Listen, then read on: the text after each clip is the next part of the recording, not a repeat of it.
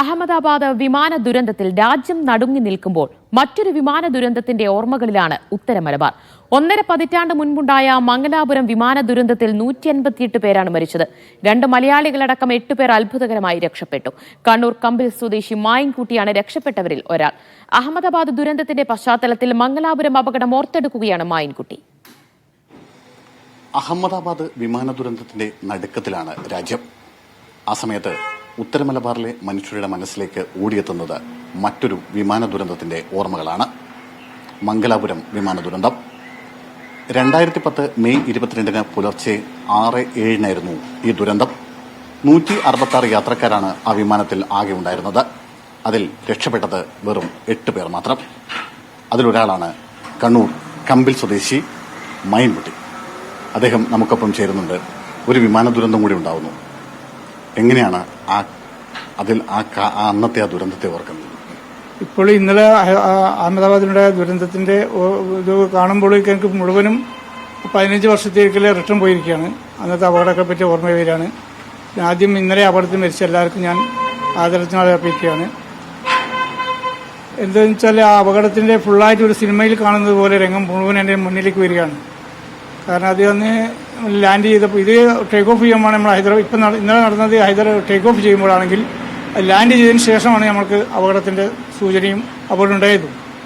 അപകടം നടന്നത് രക്ഷപ്പെട്ടത് എനിക്കെന്നെ നിമിഷം എനിക്കെന്നെ അത്ഭുതമാണ്. അങ്ങനെ രക്ഷപ്പെടുന്ന ഞാൻ ഒരു സ്വപ്നത്തിൽ പോലും കണ്ടിട്ടില്ല. കാരണം അന്ന് അപകടം നടന്നതിന് ശേഷം തീ പിടിക്കുന്ന പ്ലേറ്റ് അങ്ങനെ നമ്മൾ കൊക്കയിലേക്ക് പോകുന്നത് സൈഡ് സീറ്റിലായിരുന്നു അല്ലേ?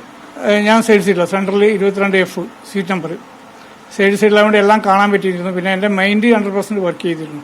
ഒന്നും നഷ്ടപ്പെട്ടില്ല. അതുകൊണ്ട് എല്ലാം കാണാൻ പറ്റിയിട്ടുണ്ടായിരുന്നു. ഈ തീ പിടിക്കുന്നു, വലിയ അപകടത്തിലേക്ക് പോകുന്നു എന്ന് തോന്നുമ്പോൾ സ്വാഭാവികമായി എന്തായിരുന്നു മനസ്സിലുണ്ടായിരുന്നത്?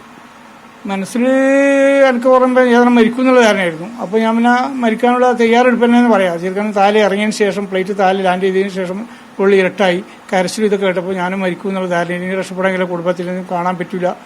പിന്നെ ഞാൻ നമ്മളെ ലാസ്റ്റത്തെ ഒരു കലിമ ഷഹാത്ത് പോലത്തെ അതൊക്കെ ചെല്ലിയിട്ട് ഞാൻ റെഡിയായിട്ട് നിൽക്കുന്ന സമയത്താണ് എനിക്ക് തോന്നിയത് ഒരു വെളിച്ചം, എൻ്റെ റൈറ്റ് സൈഡിൽ ഒരു വെളിച്ചം കിട്ടിയപ്പോഴാണ് എനിക്ക് രക്ഷപ്പെടാൻ കഴിയുമെന്ന് തോന്നിയത്. അങ്ങനെ അവിടത്തേക്ക് പാസ് ചെയ്ത് പോയി അവിടെ നിർത്തി ചാടുകയാണ് ചെയ്തത്. സ്ഥിരമായി ആ വിമാനത്തിൽ മംഗലാപുരത്തു നിന്നായിരുന്നോ യാത്ര ചെയ്തുകൊണ്ടിരുന്നത്? അല്ല, അന്ന് നമുക്ക് കണ്ണൂർ എയർപോർട്ടില്ല. അന്ന് കോഴിക്കോട് ഉണ്ടായിരുന്നു. നമുക്ക് കോഴിക്കോടും കണ്ണൂരും ഏതുപോലെ ചിലപ്പോൾ കണ്ണൂരിൽ വരും, കോഴിക്കോട് ഇറങ്ങും, അല്ലെങ്കിൽ മംഗലാപുരം. അങ്ങനെ മാറി മാറി ഞാൻ നോക്കിയിട്ട് പ്ലേറ്റിനനുസരിച്ച് മാറി വരുത്താണ്. ഈ അപകടത്തിന്റെ വാർത്ത വരുമ്പോൾ എന്താ ഓർത്തത്? അന്നത്തെ ആ ദിവസമല്ലേ ശരിക്കും ഓർത്തത്? ഓർത്തത് രംഗം തന്നെ. അപ്പോൾ അന്ന് ഫസ്റ്റ് അപകടം നടക്കുമ്പോൾ തന്നെ ഞാൻ പ്രാർത്ഥിക്കുകയായിരുന്നു കൂടുതൽ ആൾ മരിക്കാതിരിക്കട്ടെ എന്ന്. പിന്നെയാണ് അറിഞ്ഞത് ഇപ്പോൾ എല്ലാവരും മരിച്ച ഒരു വ്യക്തി എന്നെ പോലെ ഒരു വ്യക്തി മാത്രമേ രക്ഷപ്പെട്ടിട്ടുള്ളൂ എന്നത് പിന്നെ അറിഞ്ഞത്. ചികിത്സയ്ക്കുള്ള സഹായവും മറ്റു നഷ്ടപരിഹാരങ്ങളൊക്കെ കിട്ടിയിരുന്നു? നഷ്ടപരിഹാരം പറയുകയാണെങ്കിൽ മരിച്ചവർക്ക് തന്നെ ശരിക്കും കിട്ടിയിട്ടില്ല ഒന്നും. അവർക്കെല്ലാം പിന്നെ 10 ലക്ഷം, 20 ലക്ഷം, 30 ലക്ഷം ഇങ്ങനെ വാർഗ് ചെയ്തിട്ടാണ് കൊടുത്തിരുന്നത്. ശരിയായ അർഹതപ്പെട്ടത് കിട്ടിയില്ല എന്ന് ഇപ്പോൾ ഉള്ളത്. ഇപ്പോൾ ഞങ്ങൾ മാംഗ്ലൂർ എയർ ക്രഷിന്റെ ഒരു അസോസിയേഷൻ ഉണ്ട്.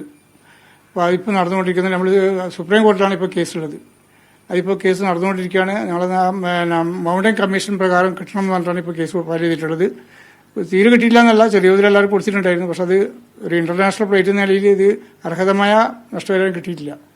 ഞങ്ങൾക്ക് പ്രത്യേകം ഇനി പറയാനുള്ളത്, ഇപ്പോൾ ഇന്നലെ അപകടം നടന്നിട്ടുള്ള എല്ലാ മരിച്ച ആൾക്കാർക്കും ഗവൺമെന്റ് ആയാലും അതിന്റെ ടാറ്റ അതിന്റെ കമ്പനി ആയാലും അർഹതപ്പെട്ട മൗണ്ടൻ കമ്മീഷൻ പ്രകാരം നഷ്ടപരിഹാരം കൊടുക്കണമെന്ന് എനിക്ക് അപേക്ഷിക്കാനുള്ളത്. കൗൺസിലിംഗ് ഒക്കെ എടുത്തതിന് ശേഷമാണല്ലേ നോർമലായത്? അതെ, നോർമലായത്. അല്ലെങ്കിൽ ഞാൻ പോയില്ല. ഞാൻ ഗവൺമെന്റിൽ നിന്ന് അതിന്റെ അന്നത്തെ ഗവൺമെന്റിൽ നിന്ന് ആളെ കണക്ട് ചെയ്ത് വീട്ടിലേക്ക് കൗൺസിലിംഗ് ആൾ വന്നിരുന്നു. 2-3 പ്രാവശ്യമായിട്ട് വന്നിട്ട് അവരൊക്കെ ക്ലാസ് വന്നപ്പോഴാണ് എനിക്ക് മനസ്സ് മാറിയത്.